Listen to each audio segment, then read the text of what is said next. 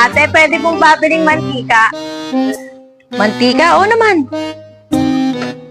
Oh, Magkano po? 35.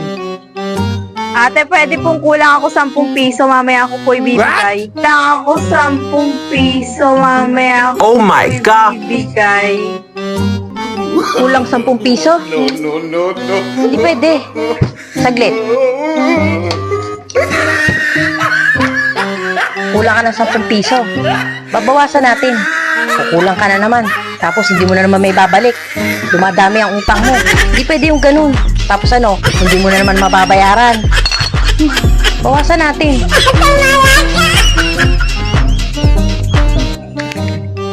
Bawasan natin.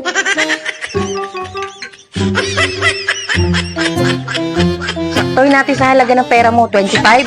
O, ayan. Pwede na yan. O, ayan. Saktong 25 na yan.